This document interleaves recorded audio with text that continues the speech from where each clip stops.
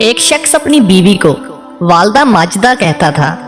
اس کے دوست اسے منع کرتے مگر وہ خوشی سے والدہ ماجدہ کہتا اور دوستوں اور لوگوں کی باتوں کی پرواہ نہ کرتا۔ ایک دن ایک دوست نے فتویٰ دیا، تیرا نکاح ٹوٹ گیا، تو نے بیوی کو والدہ ماجدہ کہا ہے۔ پھر بھی اس شخص نے پرواہ نہ کی۔ کچھ عرصہ گزرا، دوست نے کہا تو بیوی سے زنا کر رہا ہے۔ نکاح ٹوٹ گیا، اس نے پھر بھی پرواہ نہ کی۔ پھر دوستوں نے ایک عالم سے فتویٰ لکھوایا اور فتویٰ جا کر دوست کو دکھایا، جس میں واضح لکھا تھا کہ نکاح ٹوٹ گیا اور والدہ ماجدہ کہنے والا شخص بیوی سے زنا کر رہا ہے، توبہ تائب ہو جائے وغیرہ وغیرہ۔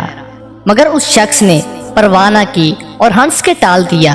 ایسے ہی پھر ایک دوست نے کہا کسی اور عالم اور مفتی سے پوچھتے ہیں جس کو یہ مانتا ہے، اس سے فتویٰ لے آتے ہیں۔ خیر وہ دوسرے عالم کے پاس گئے، اس کو سب بتایا تو اس عالم نے پوچھا کہ فتویٰ میں نہیں دوں گا جب تک وہ شخص خود نہ آئے۔ دوست مل کر اس شخص کو لے گئے۔ اس مفتی صاحب نے پوچھا، کیا آپ اپنی بیوی کو والدہ ماجدہ کہتے ہیں؟ اس نے اقرار کیا۔ پھر پوچھا گیا، کب سے کہتے ہیں؟ کہنے لگے 3 سال سے۔ پھر مفتی صاحب نے پوچھا، شادی کو کتنا عرصہ ہو گیا؟ کہتے ہیں 7 سال ہو گئے۔ پھر مفتی صاحب نے پوچھا، بچے کتنے ہیں؟ کہا 3۔ بیٹے یا بیٹیاں؟ اس نے کہا صرف بیٹیاں۔ مفتی صاحب نے کہا کہ نام بتاؤ۔ اس شخص نے کہا کہ سلمہ، سائمہ، ماجدہ۔ تو مفتی صاحب نے کہا لگتا ہے چھوٹی بیٹی بہت پیاری لگتی ہے۔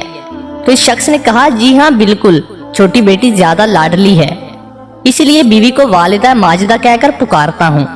پھر مفتی صاحب نے اس شخص کے دوستوں سے کہا کہ تم لوگ بھی غلط ہو، تمہارا مفتی بھی غلط ہے، تمہاری سوچ بھی غلط، تمہارا گمان بھی غلط۔